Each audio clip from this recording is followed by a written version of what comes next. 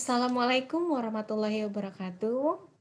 Baiklah, saya akan menyampaikan topik mata kuliah dasar ilmu gizi hari ini tentang masalah gizi di Indonesia. Jadi perlu disampaikan di sini bahwa banyak permasalahan gizi di Indonesia yang harus kita ketahui karena itu merupakan dasar kita dalam melakukan suatu kegiatan, terutama kalau di bidang pendidikan adalah penelitian maupun pengabdian kepada masyarakat. Kemudian juga mungkin di pihak sektor lainnya dalam menyusun kebijakan dan program-program untuk penanganan permasalahan gizi di Indonesia. Jadi kita harus mengetahui tren permasalahan gizi di Indonesia saat ini seperti apa sih? Nah, para mahasiswa juga harus tahu apa saja masalah-masalah gizi yang sedang dihadapi di Indonesia. Nah, masalah gizi utama di Indonesia ada 5 masalah gizi utama yang menjadi perhatian eh, di Indonesia ya. Pertama adalah kekurangan energi protein, kemudian anemia gizi besi, kekurangan vitamin A, kekurangan iodium, dan penyakit tidak menular. Nah, pertama, masalah status gizi. Jadi, masalah status gizi ini tidak hanya terkait dengan gizi kurang saja ya, atau gizi lebih, tetapi juga masalah kependekan yang merupakan prioritas nasional saat ini. Ya. Nah, kita lihat tren status gizi balita di Indonesia. Jadi, berdasarkan data Riskesdas dan data PSG, ya, kita lihat di sini trennya baik dari permasalahan underweight, ya gizi kurang, kemudian permasalahan stunting, kependekan, dan permasalahan wasting, gizi buruk ya, serta overweight, itu kecenderungannya terjadi peningkatan, ya. Dan masih menjadi masalah gizi masyarakat karena prevalensinya di atas nilai rujukan atau nilai batasan permasalahan kesehatan, khususnya di bidang gizi. Jadi kalau kita lihat ini ya, kalau overweight dari tahun 2007 sampai tahun 2013 memang terjadi penurunan, ya, memang terjadi penurunan. Tetapi ini masih menjadi permasalahan yang harus kita perhatikan. Kenapa? Karena permasalahan gizi kurang belum selesai nih. Nah, ini sudah ada masalah gizi lebih lagi atau overweight, kegemukan. Ini dinamakan dengan beban ganda masalah gizi. Dan juga overweight dan obesitas ini dari berbagai macam studi dan penelitian sudah banyak membuktikan bahwa ada hubungan antara overweight, ya kejadian overweight pada usia baik usia balita maupun pada orang dewasa akan menimbulkan resiko terkena penyakit tidak menular seperti apa? Seperti penyakit jantung koroner, kemudian diabetes mellitus ya. Jadi sehingga ini menjadi permasalahan yang harus diatasi meskipun memang prevalensinya rendah dibandingkan dengan permasalahan gizi kurus, kurang ataupun stunting. Kemudian selanjutnya kita lihat bagaimana apa nih ya tadi ya peta dari permasalahan gizi kurang atau indikator berat badan menurut umur underweight pada balita usia 0 sampai 59 bulan per provinsi tahun 2017. Jadi kalau kita lihat sebarannya Indonesia itu berada pada secara keseluruhan ya berada pada warna kuning ya berada pada warna kuning artinya adalah medium. Karena apa? Karena prevalensi secara nasional 17,8%.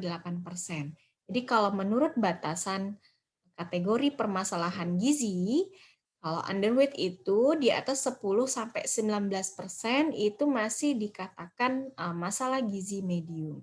Medium artinya apa? Mas, berarti ini adalah masalah ya, bukan berarti medium itu menengah, oh tidak perlu mendapat perhatian. Salah ya. Medium itu berarti dia sudah menjadi masalah, tetapi sudah menengah. Kalau sudah masuk ke medium, beresiko untuk tinggi dan sangat tinggi. Nah, ini menjadi perhatian kita semua baik dari segi akademisi, baik dari sektor pemerintah maupun swasta. Nah, kita lihat juga di sini yang tinggi ya yang berwarna merah itu juga masih cukup banyak ada 13 provinsi ya. 13 provinsi Di Sumatera ada tuh di bagian paling atas ya, mungkin Provinsi Aceh ya, Daerah Istimewa Aceh, masuk ini sepertinya dalam kategori merah. Kemudian daerah Kalimantan, Sulawesi, dan sebagian besar di Papua ya tergolong tinggi. Kemudian yang sangat tinggi tidak ada ya, tetapi ini sama-sama menjadi perhatian yang merah ya. Yang merah ini ada 13 provinsi supaya tidak menjadi berpindah berwarna hitam ya, menjadi sangat tinggi. Kita lihat trennya kalau dari grafiknya ya. Pada tahun 2013, prevalensi status gizi buruk dan gizi kurang kecenderungannya menurun, tetapi masih menjadi masalah kesehatan ya, menjadi masalah kesehatan masyarakat. Selanjutnya kita lihat peta stunting. Ya, kita lihat peta stunting.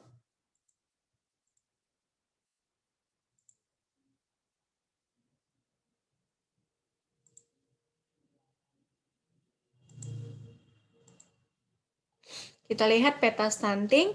Peta stunting di sini sebagian besar Indonesia berada pada warna merah. Mohon maaf, warna kuning ya. Artinya masih status stuntingnya masih medium ya, masalah kesehatan yang medium pada tahun 2017 ya, berdasarkan PSG pada tahun 2017. Nah, target kita secara nasional ini penurunan stunting sampai 14%. Ya, 14% penanganan stuntingnya. Namun di sini masih 29,6%. Ya, artinya masih tergolong masalah kesehatan masyarakat kategori medium. Nah, di sini juga masih banyak nih yang merah-merah ya, yang prevalensi stuntingnya di atas 30%.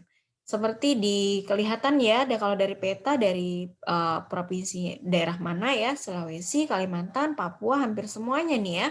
Dan ada yang tinggi, yang sangat tinggi di atas 40%, yaitu 2 provinsi di NTT dan Sulawesi Barat. Ya, ini dalam bentuk tabel ya, dalam bentuk grafik batang. Nah, ini dalam bentuk grafik ininya terjadi penurunan secara nasional ya untuk sangat pendek dan pendek pada tahun 2018 ya. Tetapi masih menjadi masalah kesehatan masyarakat karena rata-rata di sini ini ya, kalau kita lihat ada yang 20% ya, sampai 30%, ada yang bahkan di tahun 2018 ada yang 42%, yaitu di Nusa Tenggara ya. Itu masih menjadi permasalahan. Kemudian permasalahan wasting, gizi buruk ya, BB per TB. Kalau secara nasional permasalahan gizi buruk menurut indikator berat badan menurut tinggi badan 9,5%.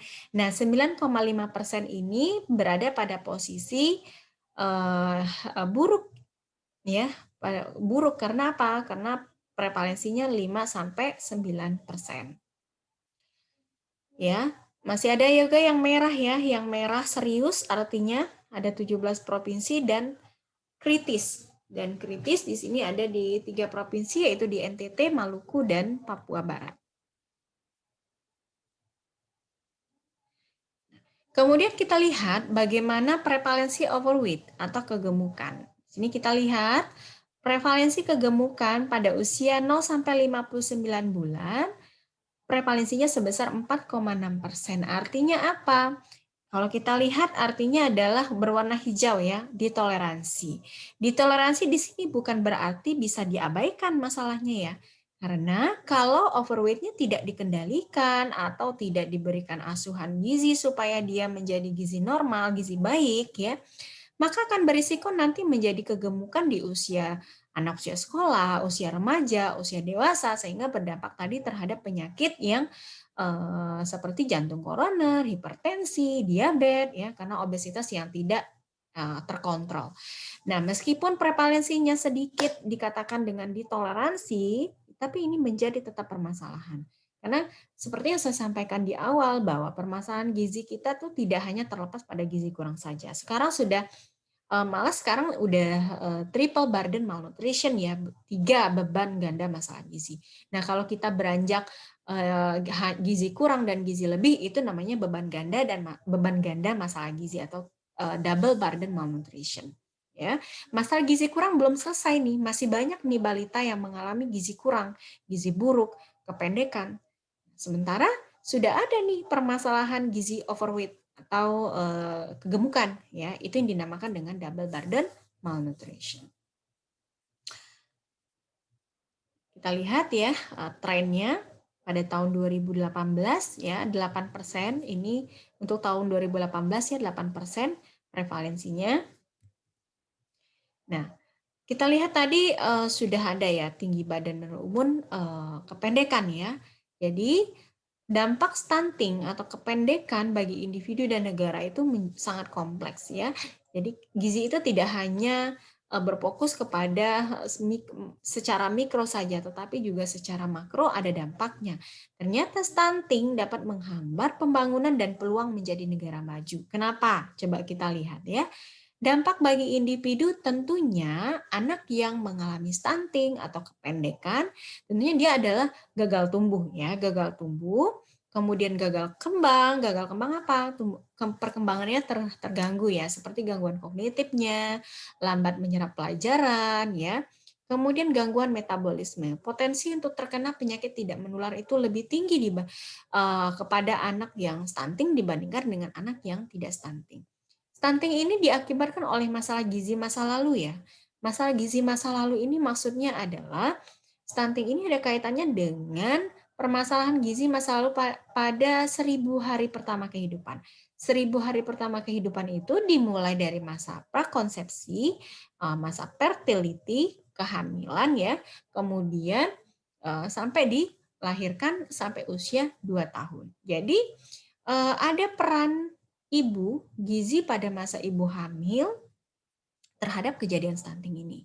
Jadi ibu hamil yang kekurangan gizi, yang kurang energi kronik, ya, kemudian asupan ibu hamil yang kurang bagus,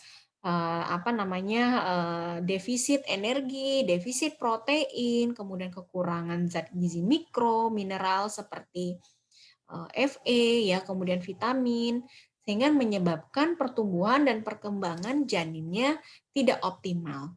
Nah, dampaknya apa? Melahirkan bayi berat badan dengan lahir yang rendah, itu kurang dari 2.500 gram, serta panjang badan yang tidak normal, mengakibatkan bayi balitanya stunting. Nah, itu akibat dari permasalahan gizi masa lalu.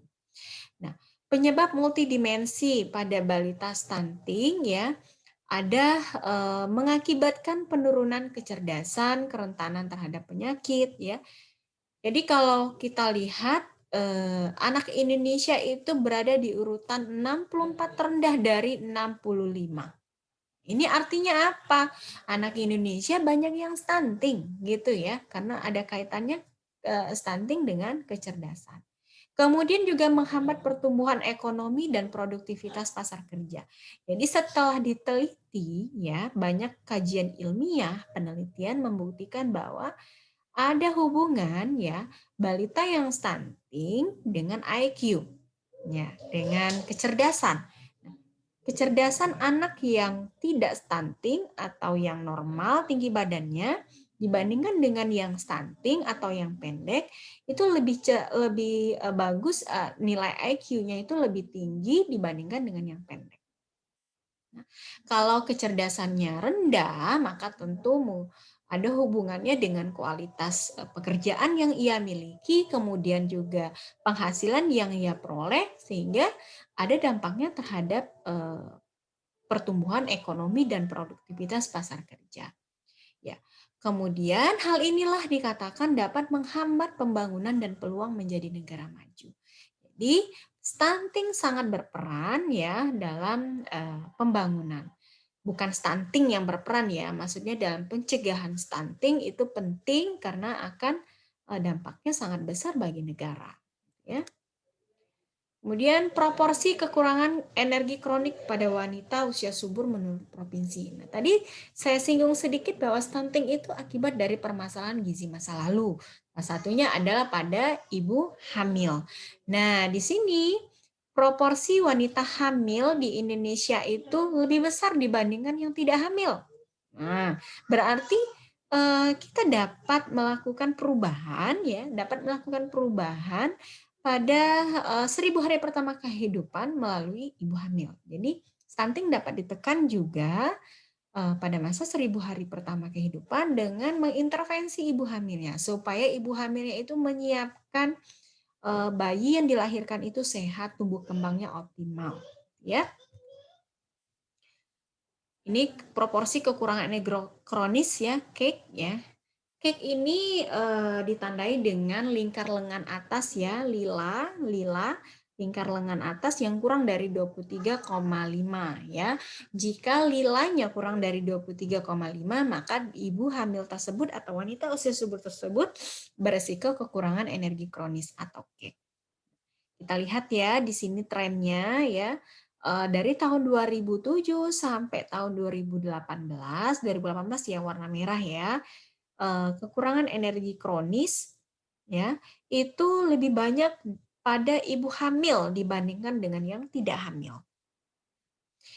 Kemudian kita lihat berada pada usia berapakah ya kekurangan energi kronik itu terjadi. Ternyata sebagian besar kekurangan energi kronik itu banyaknya pada usia 15 sampai 19 tahun. 15 sampai 19 tahun itu usia remaja ya.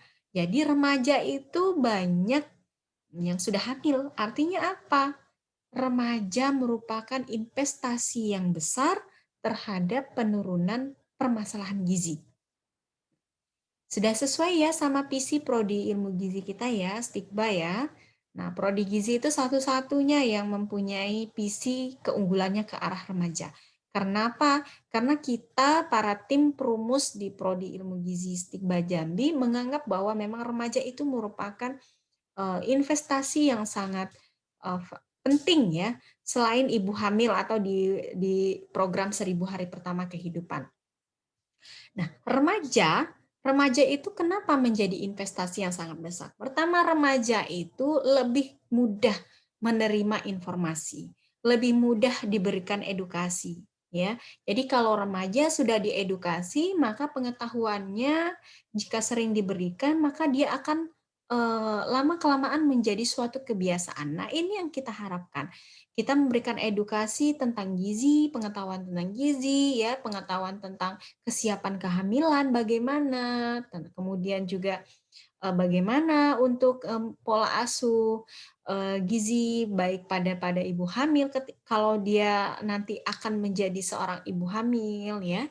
Jadi kita persiapkan remajanya. Kita persiapkan remajanya sehingga remaja kalau dia melewati fase kehamilan maka dia sudah siap.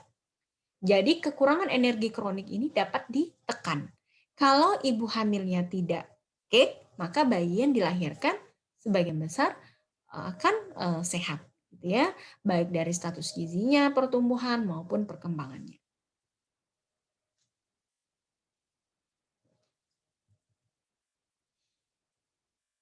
Kemudian masalah anemia gizi besi. Tadi kita berbicara tentang masalah status gizi. Kemudian kita berbicara tentang masalah anemia gizi besi.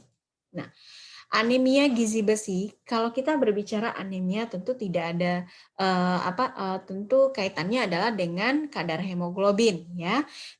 Tetapi untuk anemia gizi besi, kita harus menegakkan diagnosa tidak hanya pada kadar Hb saja, tetapi pada kadar ferritin di dalam darah ya. Jadi namun untuk kejadian anemia sebagian besar itu permasalahan anemia itu adalah disebabkan oleh kekurangan zat besi. Sehingga dikatakan dengan anemia gizi besi atau iron deficiency anemia atau disingkat dengan IDA ya. Sehingga apa dampaknya kalau anemia? Anemia dampaknya apa? Kapasitas oksigennya berkurang di dalam darah ya, sehingga kita gampang lelah, gampang lesu, lemah. Dampaknya apa? Dampaknya adalah produktivitas kerja menurun, kualitas kerja menurun, efisiensi kita melakukan kegiatan menurun. Kemudian juga apa? Kena lemah, lesu, kita respon terhadap keluarga, berkumpul bersama keluarga dan aktivitas lainnya juga menurun. Dampaknya apa? Dampaknya adalah terhadap kesehatan ya, kemudian juga ketahanan ketahanan pangan rumah tangga, kemudian juga karena tidak produktif ya, akibatnya apa? Akibatnya income menurun gitu kan ya. Jadi banyak kaitannya. Selain itu juga ada kaitannya dengan kecerdasan. Jadi kalau dikaitkan anak yang anemi dengan yang tidak anemi ya pada masa anak usia sekolah, itu kecerdasan anak yang tidak anemi itu lebih tinggi dibandingkan dengan yang anemia. Ini berdasarkan dengan kajian literatur yang sudah diteliti berkali-kali, ternyata memang relatif sama hasil temuannya. Nih, saya ulang kembali proporsi anemia ibu hamil. Jadi, anemia ibu hamil ternyata banyak pada usia 15 sampai 24 tahun berdasarkan riset kesehatan dasar tahun 2018 ya.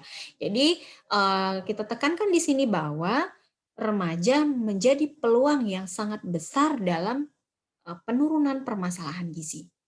Ya. Proporsi remaja putri dan ibu hamil mendapatkan tablet tambah darah. Jadi program pemerintah dalam menekankan anemia yaitu adalah pemberian tablet tambah darah. Jadi remaja putri itu diberikan tablet tambah darah ya oleh pemerintah 1 minggu sekali ya. Kemudian sebanyak lebih kurang 52 butir ya.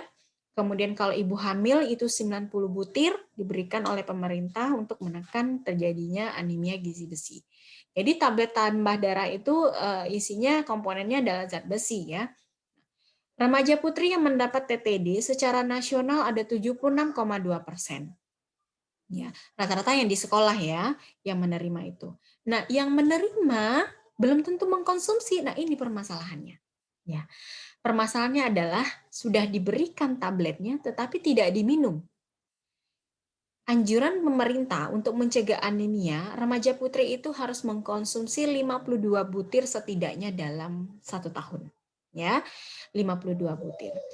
Tapi kenyataannya yang dikonsumsi remaja putri sebagian besar kurang dari 52 butir atau 52 tablet. Kurang dari 52 butir. Nah, sebagian kecilnya hanya 1,4% yang mengkonsumsi secara benar ya, maksudnya adalah di atas 52 butir sesuai dengan dianjurkan. Nah, kalau ibu hamil sama, ternyata sebagian besar juga ibu hamil tablet tambah darahnya kurang dari 90 butir. Berarti tidak sesuai dengan anjuran pemerintah. Kemudian permasalahan berikutnya adalah vitamin A. Ya, vitamin A terkait dengan kesehatan mata ya. Jadi trennya pada tahun 2013 dibandingkan dengan tahun 2007 sepertinya relatif sama ya untuk trennya. Jadi untuk pencegahan dampak dari kekurangan vitamin A ini kan kekurangan vitamin A ini kan berdampak terhadap kesehatan mata ya, terutama serotalmia juga ya, kemudian gangguan pada kornea, kemudian juga ada kaitannya dengan permasalahan gizi buruk pada balita. Jadi pemerintah telah membuat program yang rutin ya setiap bulan Februari dan bulan Agustus itu merupakan bulannya pemberian vitamin A melalui puskesmas ya, melalui puskesmas dan posyandu. Jadi sejak anak berusia 6 bulan itu diberikan vitamin A. Kalau anak usia 6 sampai 12 bulan itu diberikan sampai 11 bulan ya, sampai 11 bulan itu diberikan kapsul berwarna biru dengan dosis 100.000 IU. Dan kapsul biru ya untuk anak usia 12 sampai 5 kapsul mohon maaf ya, kapsul merah ya. Kapsul merah itu untuk usia 12 sampai 59 bulan dosis 200.000 IU ya. Jadi itu program yang dilaksanakan oleh pemerintah. Ini adalah gejala-gejala klinis dari kekurangan vitamin A yang menurut klasifikasi WHO yang mulai dari buta senja, serosis konjungtiva, kornea, keratomalacia, dan lain-lain. Dampaknya juga selain kesehatan mata juga terhadap pertumbuhan juga terhambat ya, kemudian kebutaan bahkan kematian.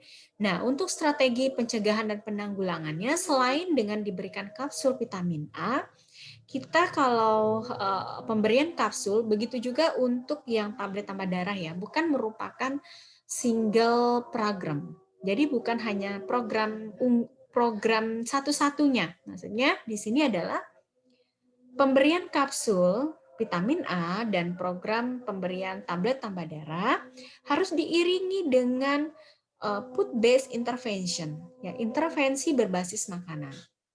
Kalau remaja putrinya mengkonsumsi tablet tambah darah tapi tidak diiringi dengan makanan yang sumber zat besi yang tinggi atau diiringi dengan makanan minuman yang kayak vitamin C untuk membantu penyerapan zat besi, yaitu akan menjadi progresnya juga tidak akan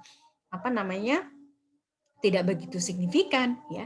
Jadi pemberian tablet harus diiringi dengan kebiasaan makan yang baik, sehingga pencegahan dan penanggulangannya harus diikuti juga dengan pendekatan food based intervention atau non-food based intervention. Non-food based intervention ini seperti apa? Tidak melalui makanan, misalnya penyuluhan, edukasi, promosi, ya, itu non-food based intervention.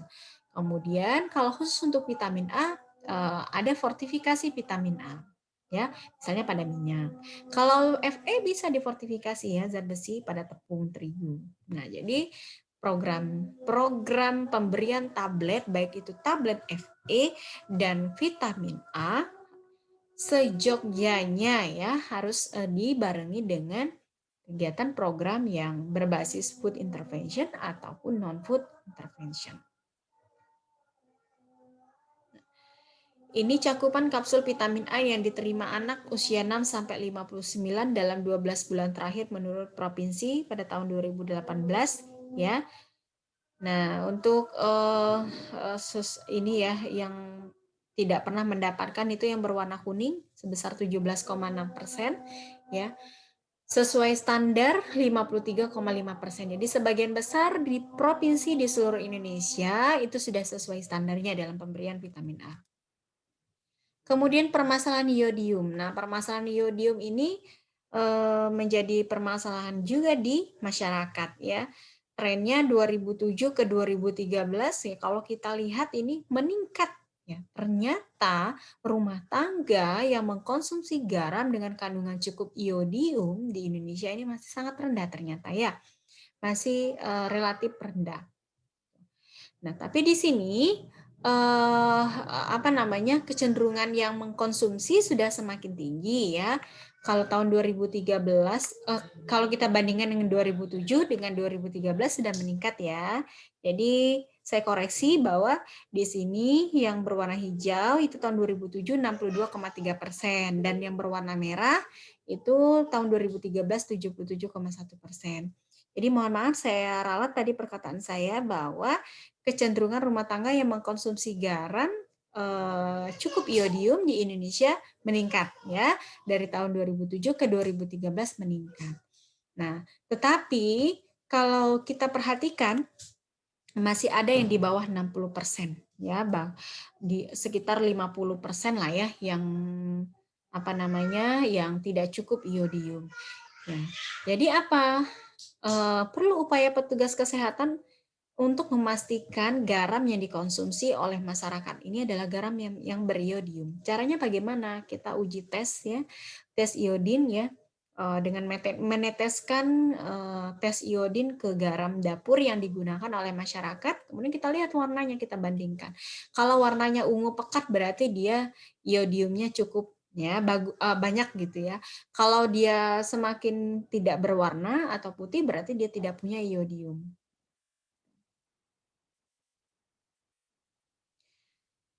Berikut proporsi rumah tangga yang mengkonsumsi garam yang mengandung cukup iodium berdasarkan hasil tes cepat. Ya, jadi kalau dilihat, sebagian besar itu yang menggunakan garam beriodium adalah yang pendidikannya lebih tinggi, ya. Kemudian pekerjaannya rata-rata pegawai dan wira swasta, kemudian tempat tinggalnya sebagian besar di perkotaan, ya.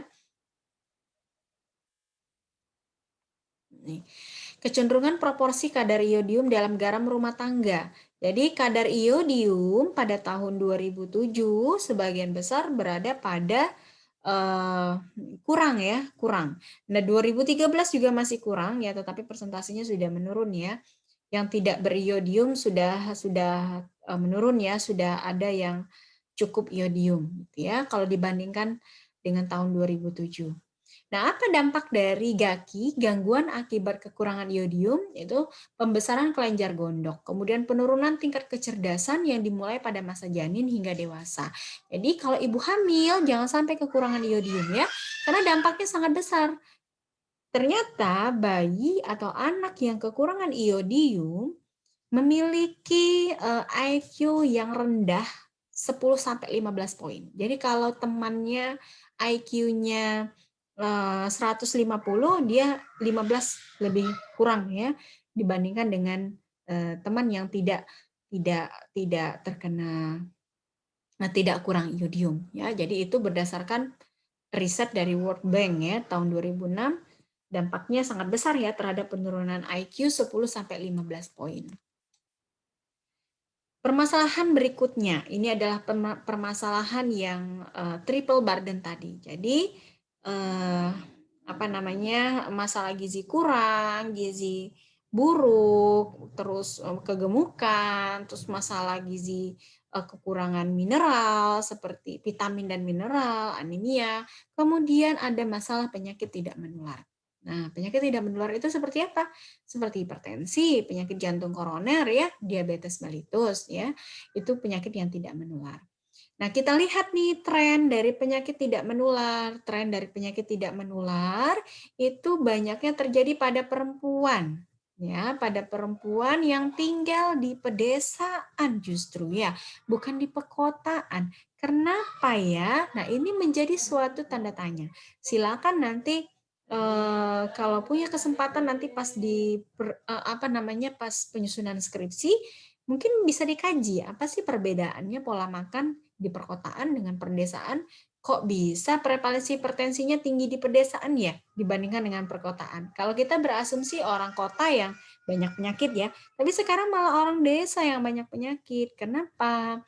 Nah, apakah di pedesaan itu belum terpapar terkait dengan penggunaan garam itu batasannya segini loh gitu kan ya, atau tidak, jangan makan yang asin-asin kan. Kalau kita di kampung-kampung atau di desa-desa itu memang kecenderungannya menunya itu asin-asin terus berlemak-lemak ya, bersantan-santan gitu kan. Nah, itu menjadi tantangan kita sebagai ahli gizi, bagaimana cara upaya non food interventionnya atau dari segi ininya ya, edukasinya. Kalau dari segi food interventionnya ya kita melakukan asuhan gizi terhadap pasien-pasien hipertensi. Kita menekan angka kesembuhannya supaya tidak hipertensi lagi gitu ya. Kalau penyakit hipertensi ini tentu menetap ya, tetapi kita mengontrol tekanan darahnya supaya tetap normal ya. Nah, kalau dilihat di sini memang semakin meningkat usia, semakin banyak prevalensi hipertensinya. Nah, tapi yang saya perhatikan di sini ya, 18 sampai 24 tahun. 18 sampai 24 tahun ini usia apa nih? Usia remaja. Nah, ini akibat remaja inilah yang ada hipertensi 13,2% ini, ketika dia dewasa dia hipertensi terus. Nah, itu penyebabnya kenapa di usia 65 ke atas itu banyak yang hipertensi, karena pada usia remajanya dia sudah hipertensi. Karena hipertensi itu kan dia tidak dapat disembuhkan ya, hanya dapat dikontrol tekanan darahnya. Dicatat ya, tidak dapat eh, di apa? eh, di dimusnahkan penyakitnya, tetapi dikontrol dengan pola makan yang sehat, pola hidup yang sehat. Nah, si remaja ini masih usia remaja sudah hipertensi, tekanan darahnya tinggi.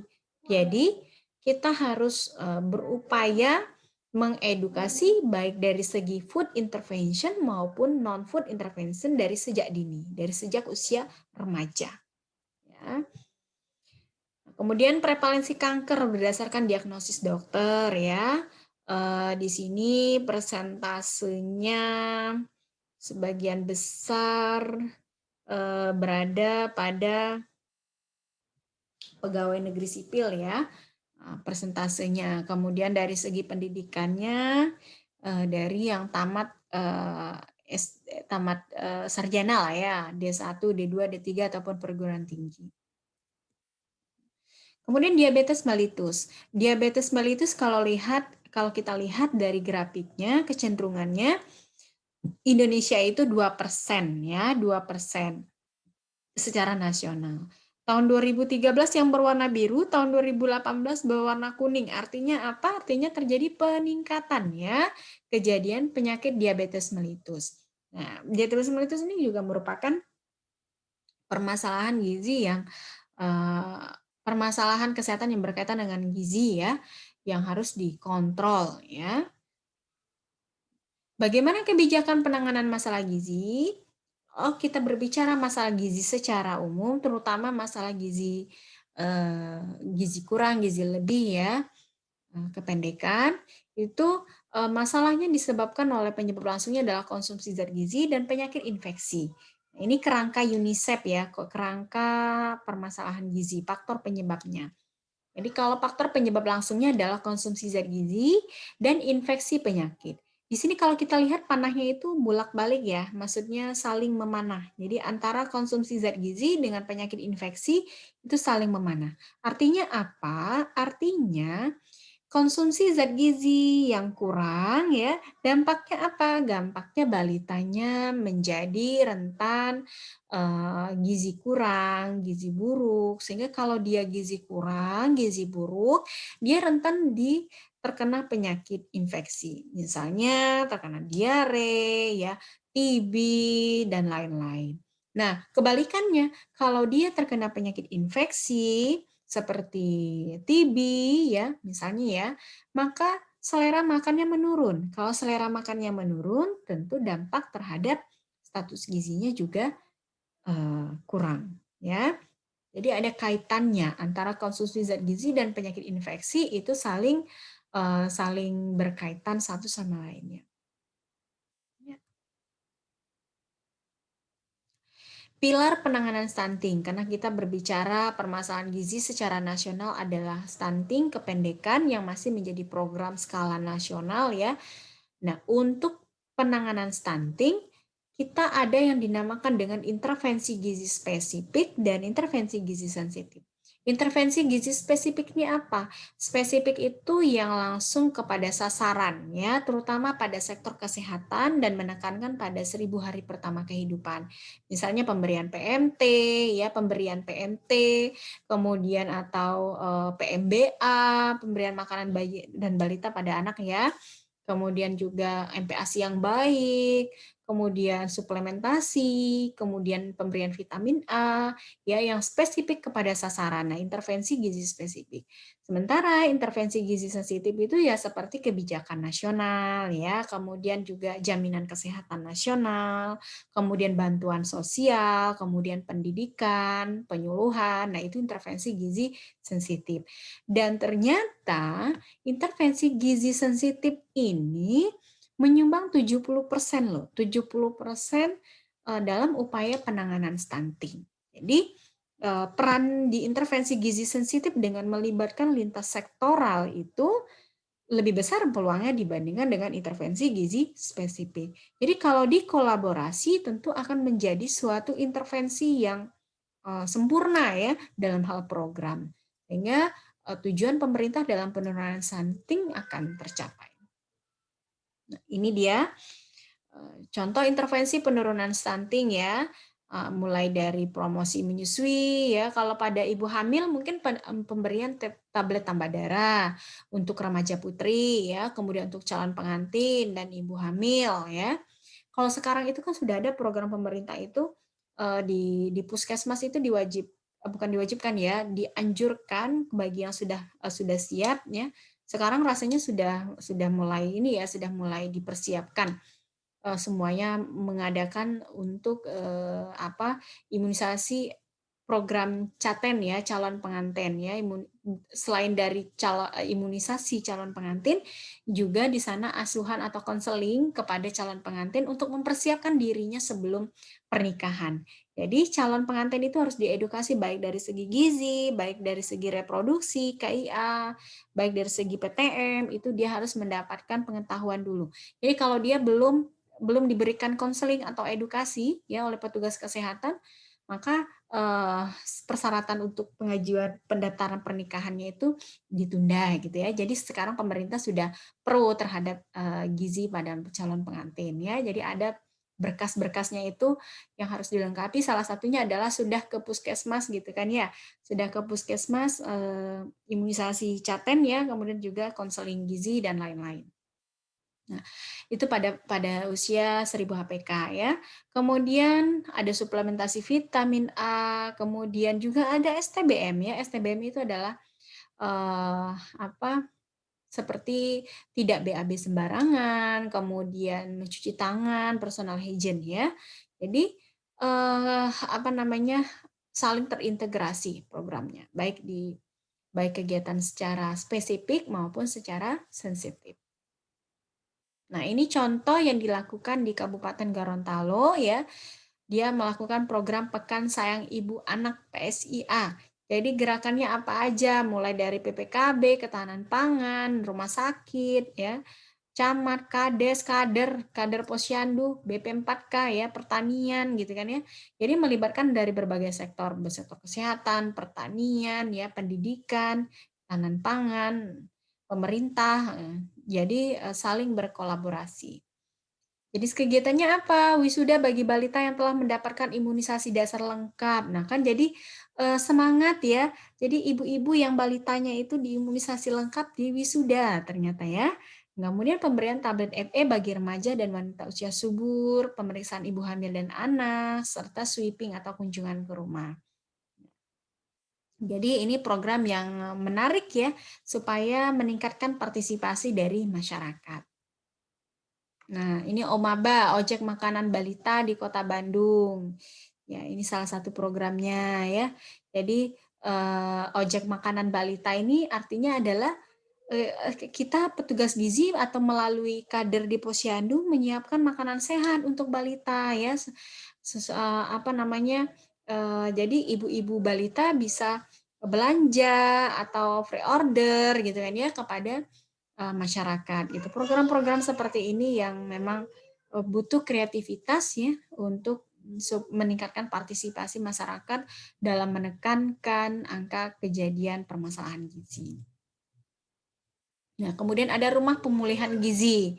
Ya, rumah pemulihan gizi ini cakupannya adalah untuk balita yang gizi buruk ya. Jadi balita yang gizi buruk ini ibaratnya itu di apa namanya, dikarantina ya, atau dirawat di rumah pemulihan ini dengan asuhan gizi terstandar ya, pemberian formula F100 ya untuk gizi buruk, kemudian dengan MPASI ataupun makanan tambahan yang kaya zat gizi atau padat zat gizi. Sehingga di sini memang setelah dilakukan evaluasi, rumah pemulihan ini berdampak terhadap peningkatan persentase balita yang mendapatkan perawatan itu 100%. Jadi ibu-ibu balita yang punya balita gizi buruk, dia jadi apa namanya tidak minder ya dengan anaknya yang gizi buruk. Jadi dia mau mengantarkan anaknya ke rumah pemulihan gizi ini supaya anaknya mendapatkan perawatan secara optimal. Kemudian dapat menurunkan prevalensi kekurangan energi protein menjadi 15% dan menurunkan prevalensi balita pendek menjadi 32%. Ini suatu yang unik ya. Ini sebenarnya saya tayangkan ini adalah untuk sebagai pemahaman kita bersama ya, sebagai referensi kita sama-sama supaya kita tahu oh ternyata ini sudah dilakukan loh di sana gitu kan ya. Jadi kita bisa memberikan sumbangsi atau saran kepada daerah tempat kita tinggal gitu kan ya, ide-ide kreatif seperti apa dalam pemulihan gizi. Demikian materi yang saya sampaikan terkait dengan permasalahan gizi di Indonesia. Jadi memang permasalahan gizi Indonesia saya ulang kembali, tidak terlepas dari permasalahan gizi kurang, gizi buruk, kependekan, ya, tetapi juga ada masalah gizi lebih, overweight ataupun obesitas, kemudian permasalahan kekurangan mineral mikro ya seperti vitamin dan mineral, kemudian juga permasalahan terhadap penyakit tidak menular. Jadi itulah masalah-masalah yang kita potret di Indonesia. Harapannya ini menjadi wawasan kita dalam melakukan kegiatan ya, kegiatan penanggulangannya seperti apa di segi pendidikan sebagai seorang mahasiswa, kemudian sebagai seorang dosen, kemudian ataupun sebagai seorang nutrisionis yang bertugas di pemerintahan ataupun swasta. Jadi ini sangat penting sekali. Silakan nanti pertanyaan dan diskusi kita lanjutkan di media lainnya ya, di media WA ya. Nanti boleh sesi tanya jawab. Terima kasih. Wassalamualaikum warahmatullahi wabarakatuh.